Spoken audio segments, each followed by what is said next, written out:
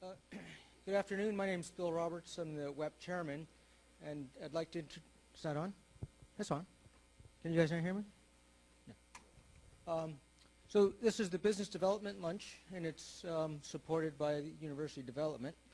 And I'd like to introduce the Vice President of University Development to introduce our first speaker of 3 speakers during this WEP. So Dr. Bill Amolgel received his PhD in electrical engineering and computer science in 1997 from George Washington University, then worked for the Ministry of Education before joining KAUST in 2008. And in 2009, he was named Vice President of University Development. He has a distinguished career as an academic and as an instructor, and now in University Development. And with that, I'd like to turn the microphone over.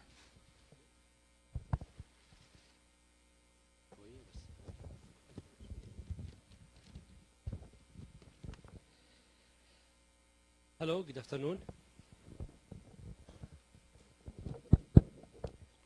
Hello? Yeah.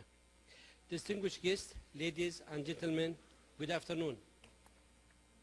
Today I'm honored to introduce to you Mrs. Nashwa Abdulhadi Taher, ranked 8th in the most influential Arab women in the family business in the MENA region in 2013, last year. In addition, Mrs. Taher was the first Arab businesswoman to receive the World Customs Award in 2012 in recognition for her efforts in the commercial management sector and for fighting commercial fraud. She is currently the President and CEO of Siraj United Holding Company, a company that aims to create job opportunities for young Saudis, both males and females, and train and motivate them to gain experience and be professional and productive. Mrs. Taher has history in 2005 when she became one of the first women, Saudi women actually, to win elected office in Saudi Arabia as a board member of the Jeddah Chamber of Commerce and Industry during the period from 2005 till 2009. Among many positions, Mrs. Taher is a board member of Hassan Taher Charity Foundation and the consultant committee of the Faculty of Economic and Management at King Abdulaziz University since 2009.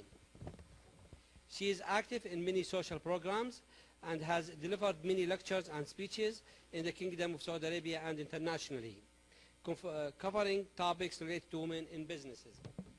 On behalf of KAUST, I would like to express my warmest thanks to Mrs. Nashwa Taher for the contribution to the success of WEB 2014 by agreeing to be one of our speakers at the Business Leadership Series, Learn to Lead. Today, we are honored that she will be sharing her experiences, thoughts, and vision as a female business Saudi leader and the hidden truth about Saudi women. Please, ladies and gentlemen, I like to present to you Mrs. Nashwa Taher.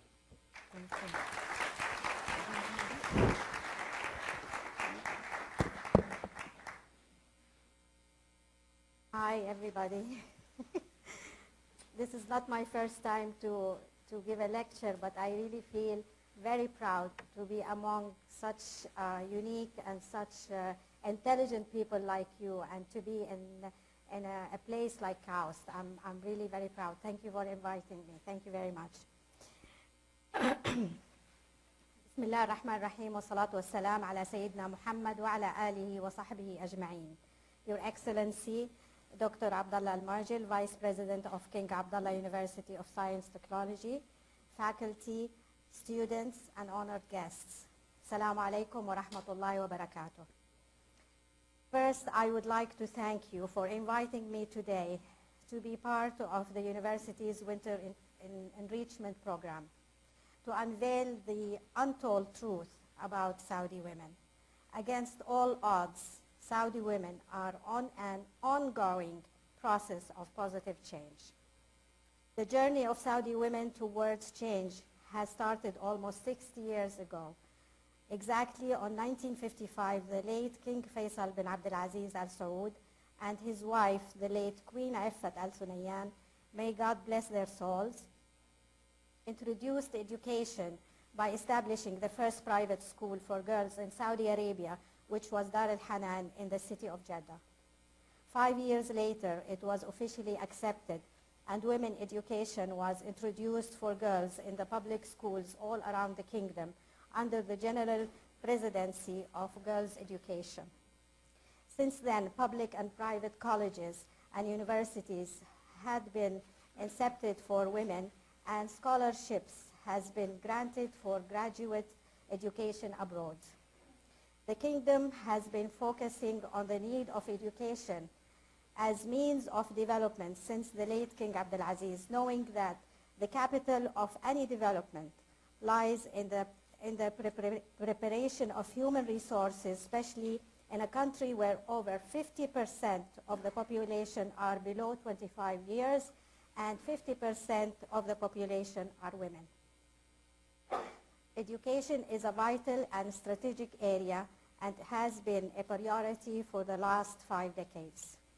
204 billion Saudi riyals is allocated to the education sector in the year 2013 budget, corresponding 25% of the total kingdom budget. In addition, the government allocated more than 22 billion Saudi riyals for scholarship programs all around the world, supporting more than 185,000 students over the past few years. 43,000 of them are women in different fields and sectors. Change continues to be the platform of the working Saudi women life. The position of the government in this issue was clear, resulting of a constant, gradual, and well-established steps that have been carefully planned to be the basis of a dynamic change, a vision to meet the new era entering the WTO and facing the challenges of globalization. In the year 2002, Saudi businesswomen were given the opportunity to present the obstacles that were facing them in their business life to the Prince of Mecca, Al-Mukarrama district, His Royal Highness, the late Prince Abdulmajid bin Abdulaziz Al Saud. We as businesswomen worked with dedication and passion towards the business society and unified our thoughts and efforts and presented ourselves as one community which wants to be recognized and respected in a society that has put women in the shadow for a very long time. As a result of the meeting, a committee of 18 members was formed. 2 years later, Al-Sayyida Khadija bint Khuwailid Center, Business Center, was established at the Jeddah Chamber of Commerce to support businesswomen. The board of trustees of 28 members was formulated under the leadership of the King's daughter, Her Royal Highness Princess Adila bint Abdullah. At 2006, myself and my colleague, Dr. Lama Suleiman, were invited to join a group of 10 male candidates to enter the election of the Jeddah Chamber of Commerce. We were all in one group called the Jeddah, meaning for the city of Jeddah. 1st of December 2006 was the moment of truth. The first 2 Saudi women ever won the election together with the Jeddah group to become members of the new board of the Jeddah Chamber of Commerce. And I'm proud to be one of them. A day to remember and an achievement to be admired. In the year 2008, and for the last 5 years, I was elected to be the chairwoman of the Strategic Commercial Committee of the Jeddah Chamber of Commerce, handling all issues concerning Jeddah commercial development with the Ministry of Trade, Seaport Authority, Custom Authority, Food and Drug Authority. Since 2006, the Khadija bint Khuwailid Center is following up all royal decrees in labor law for women that were issued to regulate and provide more job opportunities in the private and government sector. The center has acknowledged the obstacles in implementing those decrees and plan to solve them by addressing the appropriate officials and coordinating between the different government ministers in a massive wave of change. First, we are working on diversifying education and developing the training system to complement the job market for local and foreign investors in order to have equal job opportunities for both men and women.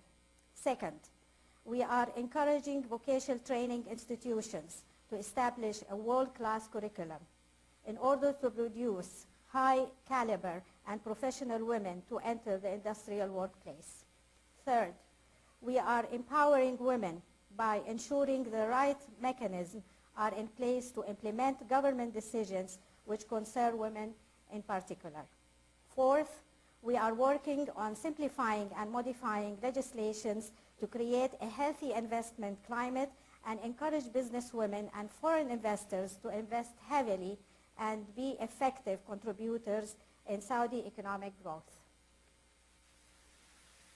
This will definitely enable women to take their place on an integral part of regional growth and progress.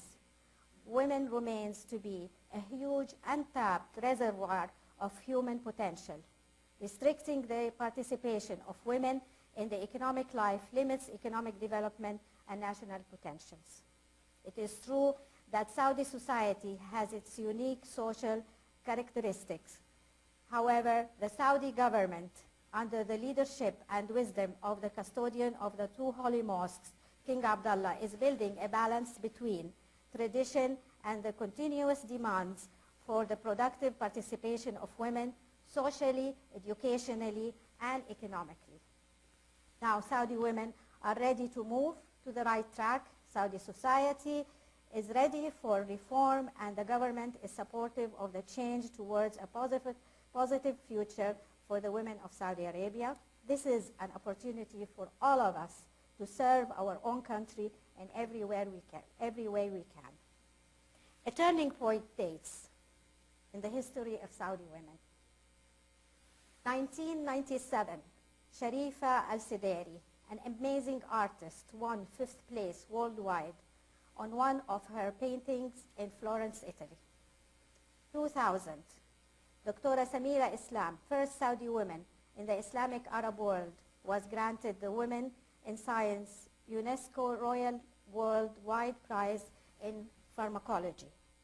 2001, Dr. Thuraya Ubaid was appointed as Executive Director of the United Nations Population Fund.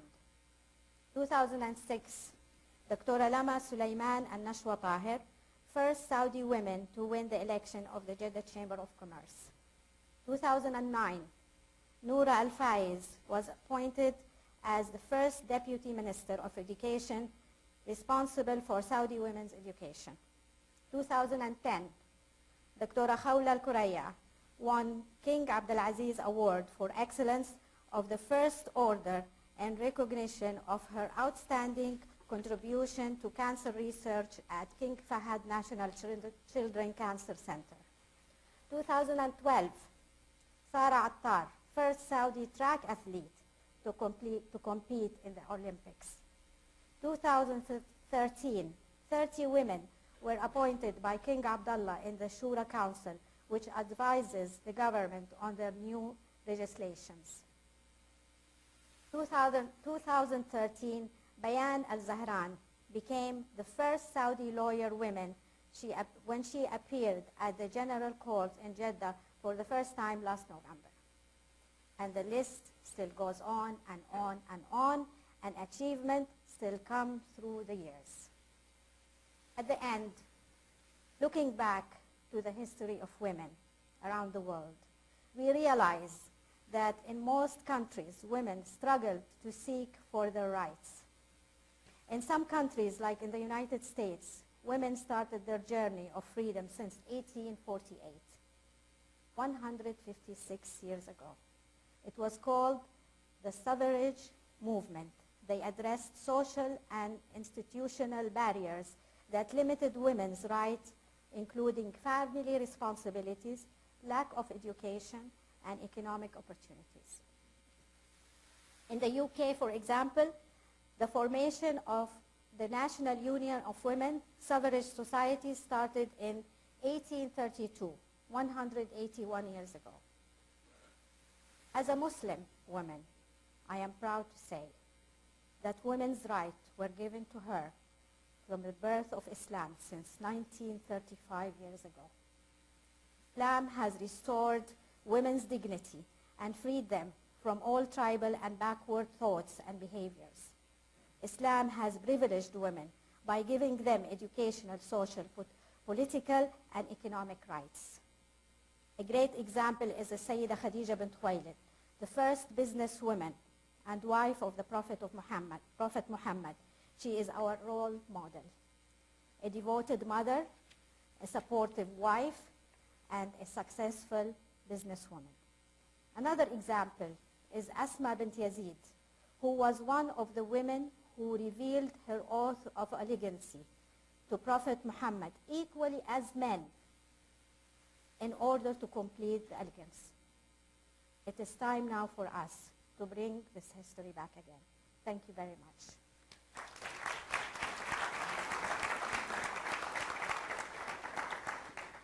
I would like to open for questions. I'd like to have a dialogue with you. As you wish, Doctor. Any questions? Any? Yes.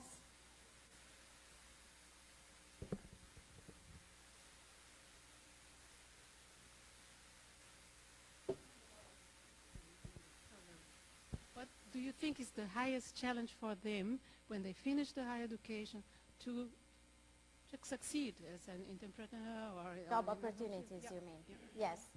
I think this is a challenge where it's everywhere. I mean, I think what's happening is that we are getting so much and so many professional students, women students and men. And unfortunately, we don't have the right or the quality of job or the high quality of job they should have. I think this is what the Minister of Labor is doing now, is to have those students who are coming from abroad or even graduating from Saudi Arabia to have the right job opportunity. They're opening up. Before, you don't see women working in companies, and just like us in a Siraj company. When I started working, like 30 years ago or 25 years ago, I'll tell you the truth. My father, when he made the office for me with him in the same company, I had a door in the same room. When the hay'a comes, I can just run away. Now, the door is open. Everybody can come. I have my beautiful girls sitting with me. We have an open office. We have meetings. There is no problem whatsoever. I think this barrier has gone. It is the barrier of having the right job for them.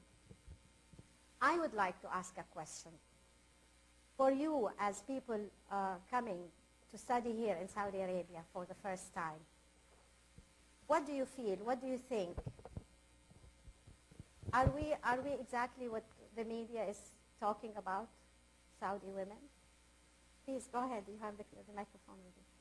I actually have a question, but to answer your question, I think it's very different from what we were told in the media when we were first coming here, especially since, but then again, the media tends to, oversimplify issues and generalize and stereotype ideas.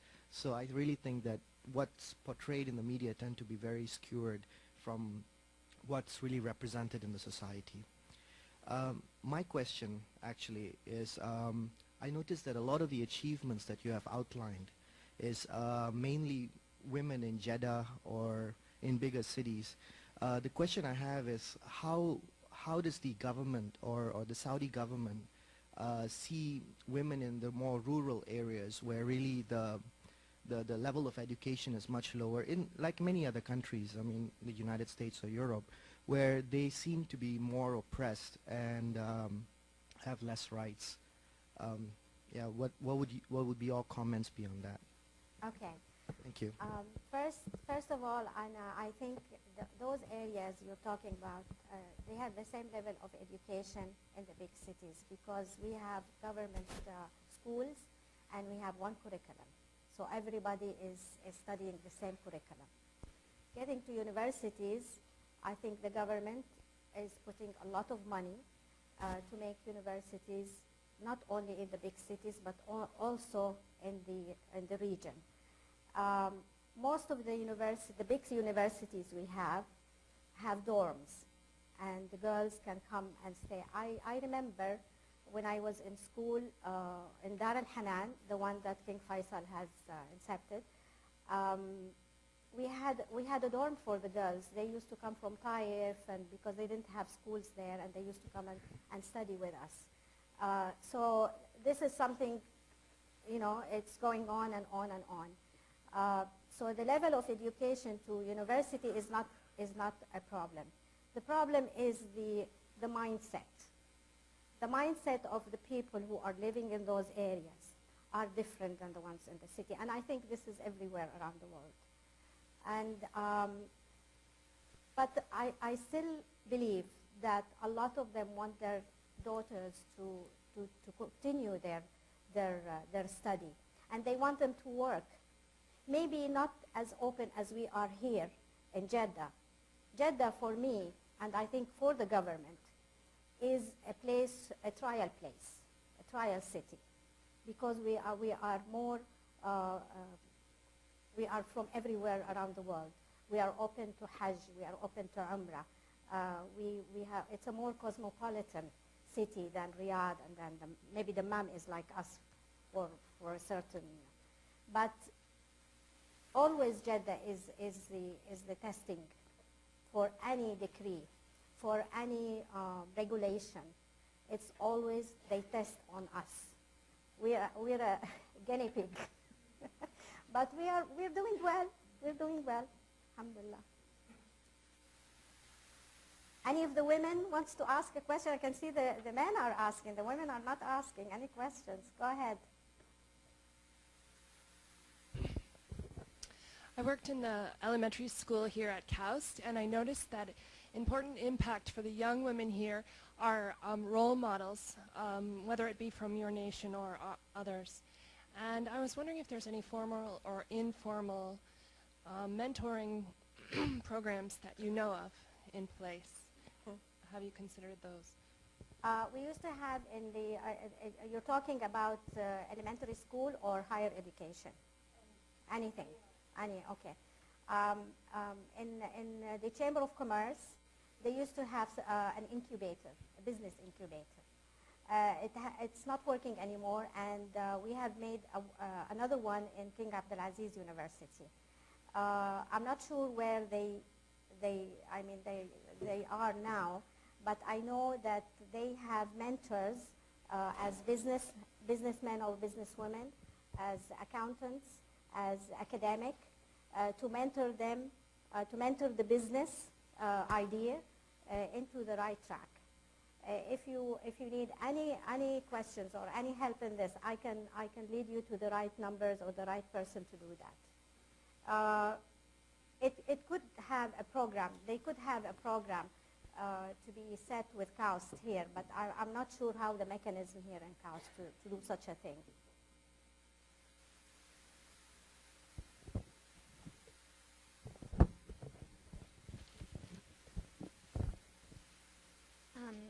First, I just want to answer the question that you posed to us.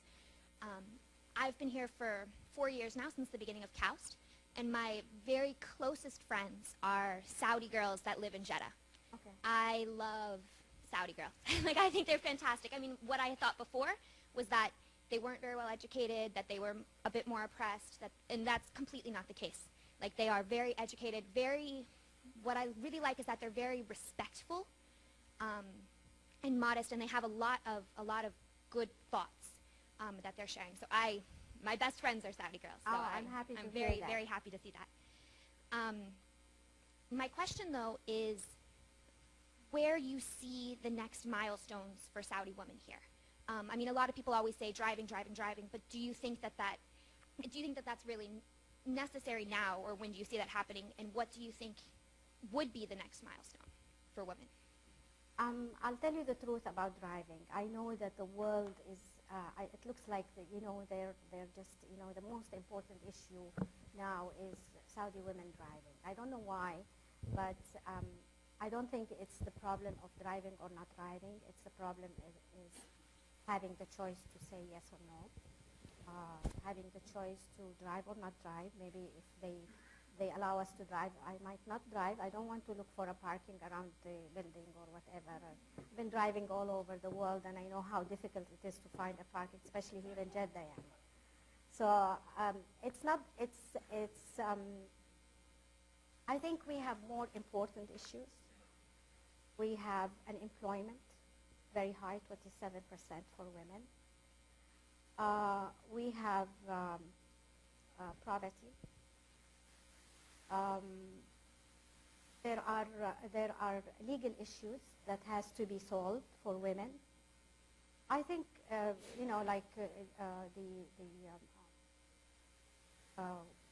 women that are teachers who have to take a bus and go like how many kilometers to go to a small town to be a teacher there in one of the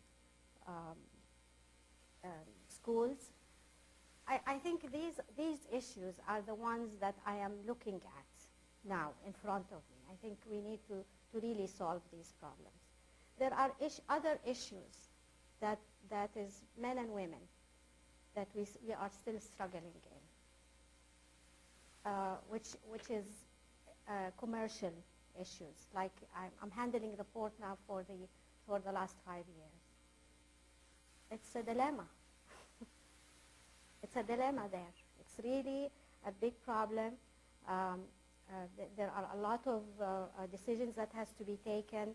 There has to be a lot of coordination here and there. So I'm not going to go out of the question, but to go back again, driving is an important thing, but it is not our priority. It is important, but it's not a priority. Where women are getting, where they are going to, I think from the history that I have said in my speech, we can see that every 2 or 3 years there is something happening for Saudi women. Either there is a decree, there is a position. So I can see that the government is heading somewhere. They are testing the women. A lot of them are very highly educated, winning worldwide prizes, and they are the ones who are supposed to be in positions in the government.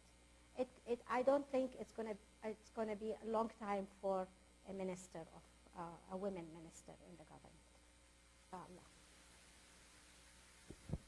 So, I would thank you for your presentation. As an Arab woman, I'm proud of the Saudi woman, because I think in the whole world, the women tried and struggled to have their freedom. It depends on the time and conditions of each country. But maybe it's a question or a remark. Still, the Saudi women or women in Saudi Arabia, they don't have the same chances as men. For example, the CV can be rejected only because you are a woman, and even it is not seen, not discussed, or because in some areas they say that in industry we don't have a department for women or something like that. Maybe this should be discussed, because it is something. It's an issue that we talked to the Ministry of Labor about 5 years ago, because there was a very famous decree. It is number 122 that I think every woman in Saudi Arabia remember this decree, and it is the decree to allow women to work in private companies. They had some restrictions at that time that they have to be in a separate area. They have to have their own elevator, their own entrance, their own bathroom, which is things like that. But it's opening up. In my company, my son preferred to recruit women than men, because he knows that they work much harder. I'm not saying anything about that. You're all like this. No, I'm not saying anything, but what I'm saying is that some of the women are hard workers. They deliver. I think the pressure on her, because she's being a Saudi woman and she's working in a company, is so hard that makes her really work, and she excels. At the same time, there are a lot of women that are not You know, they're not the same standard we're talking about. But anyway, in Jeddah, I think if you go to any company now, you can see, yes, there is a section for women, but it's not closed as a section that you cannot go in and out. You go to the Chamber of Commerce, the women are in every department of the Chamber of Commerce. When I started in the Chamber of Commerce in 2006, there were no women at all. And women had their own section in another building. And there were all women alone. When we came in, we demanded to have the section in the same building, half floor, with the same entrance of the men, with the same elevator of the men. And then we scattered the girls everywhere. In every department, you will find women and girls are working there until this moment. Nobody can say anything. It's a matter of taking the risk. It's a matter of being a little bit challenging, you know. Yes, they will come and talk to you and you will write a paper. Okay, fine, next time. You know, you have to be a little bit risky, you know, and just try. Any questions? I want to say I'm Amal Bagues. I can't hear your voice. I'm Amal Bagues, lecturer at Prince Noura University. Sorry. I want to say important point. The women in Saudi Arabia have first and largest girls' university in the world, Princess Noura University. Can't hear you. I'm sorry. I want to, it's clear? The question. Not it's just there. Okay, go ahead. Okay.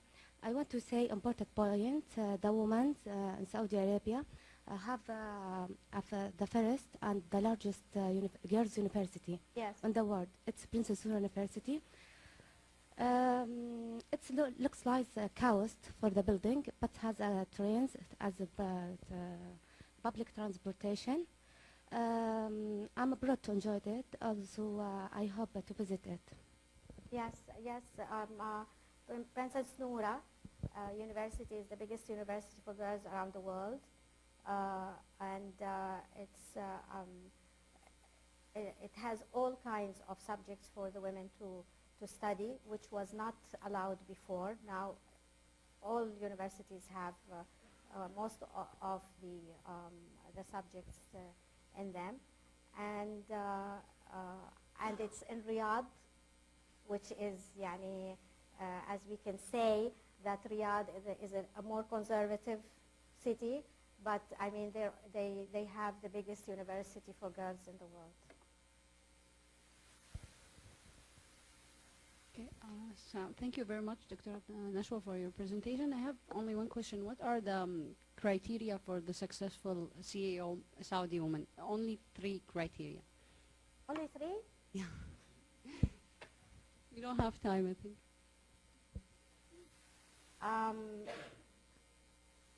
The most important criteria from your point of view. To have leadership, to listen and understand what people are saying, and to accept, criticize. Thank you very much.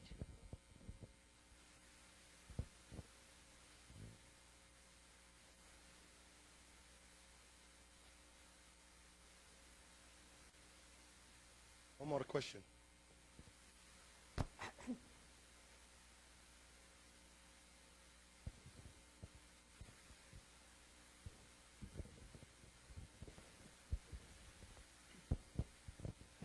Thank you so much for coming here. My question is, we see women in business, we see women in teaching, we see women in hospital, but how about the other professionality like engineering? What do you think about the future of women taking an engineering path rather than just sticking on like a limitation of education?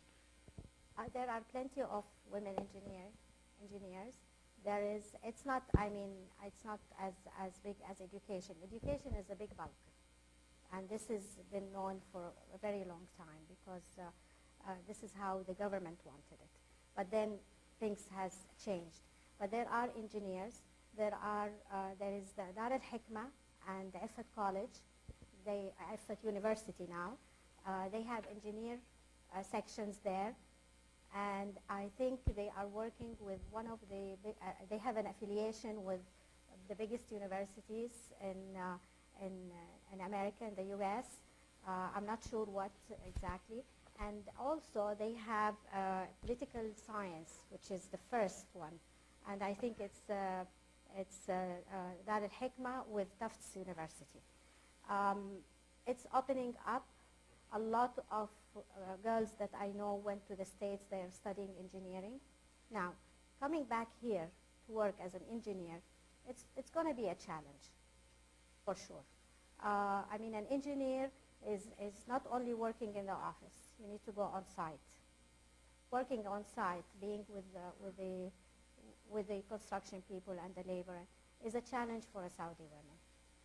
And I don't think it's going to be a big problem. I mean, they work as interior decorators, which is very similar. And you have to be on site, and there are a lot of Saudi interior decorators. So I think it's coming up. What I'm trying to say is that we cannot demand everything at the same time. It has to be gradual. I know we don't have time. I know we are in 2014. I know the world is shooting up to the moon, and we are still maybe here. But from what I see, I mean, we're moving good to the right track, at least. We are progressing.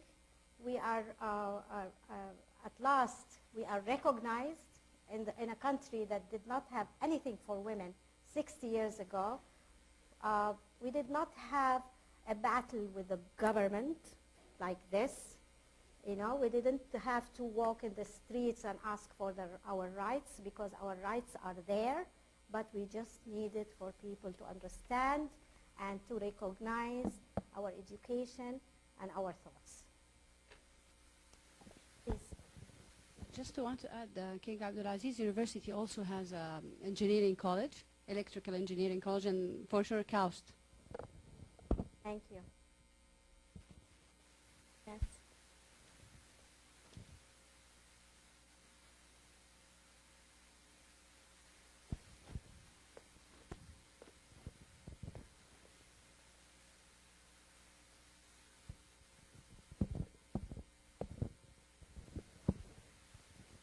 Hello. In the Western world, unfortunately, many people think they are in a position to give advice to other countries, and especially maybe to the Saudi women. However, the position of women in the Western world is far from being perfect, especially maybe in the US. I experienced how many women have to struggle to combine family and have a work life. So my question is, because I think you have traveled quite extensively, is there anything that you can advise? Are there any lessons Western women or people in the world can actually learn from Saudi women? Is there anything you can teach us? I'll tell you one thing. It's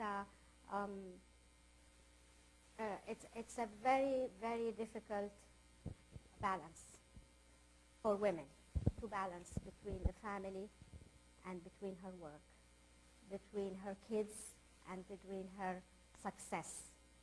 It's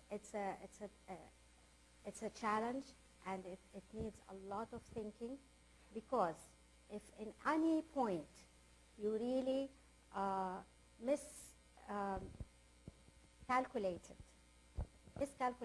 your time with your kids, you will end up of having a broken house. For me, this is how I see it. I'm not sure about the others, but this is how I see it. I did not go to work until my son is in school. First 3 years, I was dedicated for him. I have only one son, and I dedicated my life for him. When he became old enough to travel, I sent him to the States. When I sent him to the States, I really excelled. At that time, I gave myself the energy, and I had enough time, and I had enough energy to go ahead and just work. So this balance needs a lot of thinking. You have a generation of women The women are the ones who are bringing the generation. So if I don't give them enough time, I am really losing them. So I remember we had a delegation from the UK in the beginning when we won the election. And they came, and we were so happy at that time. I mean, we couldn't believe that we really won. Women won, and we were asked by the men to come and to be part of their group. It was just, you know, so we were so happy, and they came and they looked at us and said, why are you happy? Don't you know what kind of responsibilities you have? You're going to leave your kids, you're going to leave your house, you have to represent those people who elected you in everywhere, you have to be present in every occasion. You know, it just hit. Yeah, I either success or my kids. Who do I choose? It's a balance. It's really a struggle for women. You have to thank your mother.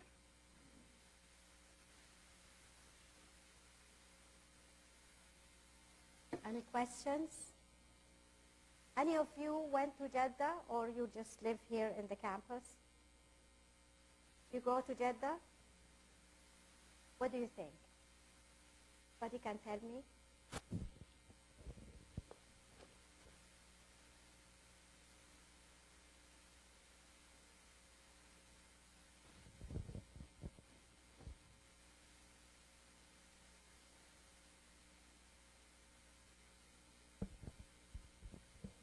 Yes, good afternoon. My name is Suhail Sultan, and I want to ask, from what I am saying, I think women driving in Saudi Arabia will be allowed as soon as possible, I think, from the social media and from what I am hearing. So I think there will be many problems or obstacles for the women here in Saudi Arabia in the first time. So what's your advice or your for the Saudi women here in Saudi Arabia? I'm sure that the government will not allow women to drive unless they really build up the right infrastructure for them. They need to have women as police. They need to have, I'll tell you the truth, I'm taking my master's. After all these years, I thought about it. I'm taking my master's. My project for one of the subjects, which was feasibility study. I did a feasibility study for a driving school for women. And it will be the first driving school as soon as they allow the driving school. Of course, first of all, the women has to be really very well trained to drive. They have to know their car very well in order for them to fix it to whatever if they are in the roads and they have to have a AAA thing, because the AAA is the one that really takes you from wherever problem you are. We don't have AAA for men. So there is a lot of opportunities for business to be done in this field.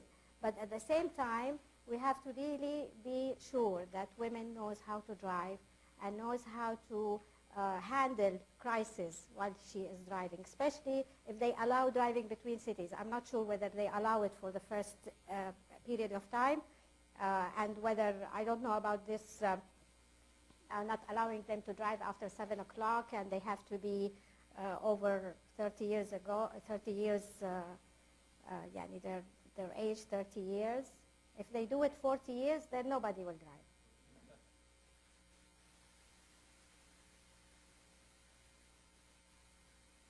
Okay, I asked a question. What do you think of the city of Jeddah after coming here? Anyone, please? Yeah? How long have you been here?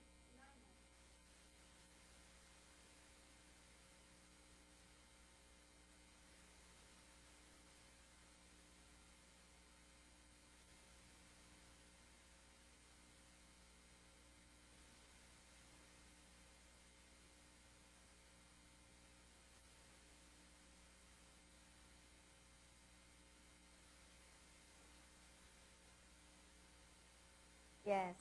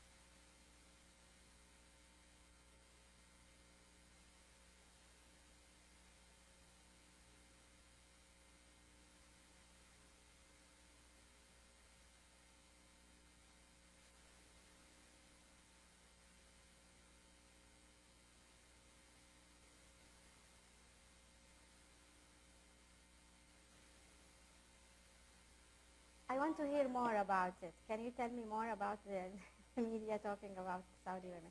I read in the net, but I want your idea. I mean, when I read it, I know that it's ridiculous. But do you believe what they say about Saudi women in the net and news, in the media?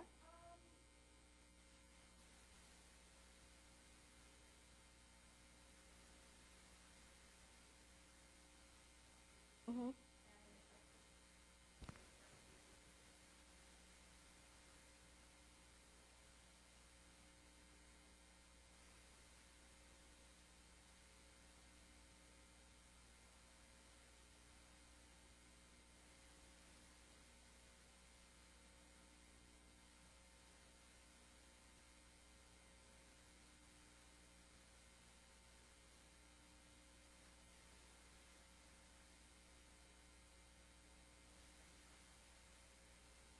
Okay. Yes.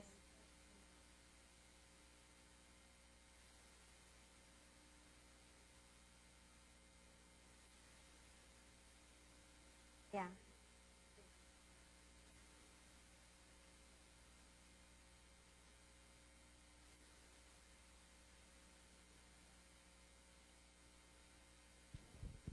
You need to have somebody with you to take you around, someone who knows the city very well, to have like a tour in the right areas, for you to understand exactly the culture. Did you go to the beach? Do you have a beach here? You have a beach, right? Okay. Yeah, of course. Scuba diving, do you? Scuba diving, do you have a scuba diving here? Because you are in the best area in the on the Red Sea. You know, it's just. Don't you have like trips? Yeah, you have trips. Okay. We're opening soon here at Villaggio with our Italian restaurant, inshallah. Also, I think it's on the shore. We're trying to have some more people to come and work here. Okay, go ahead. You mentioned her. Yes. How the economy.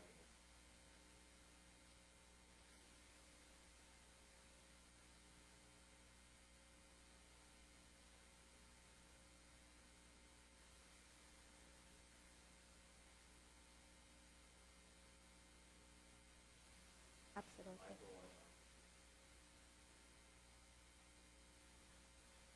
I don't know, shift system. I would like personal.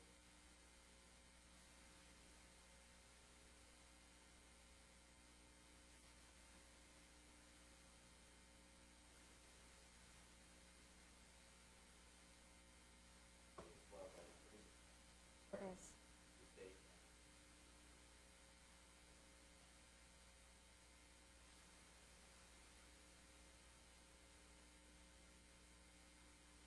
How would you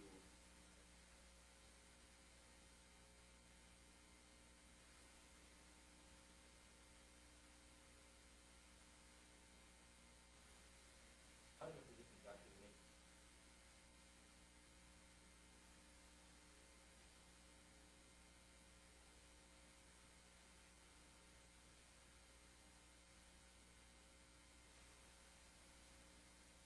Yeah.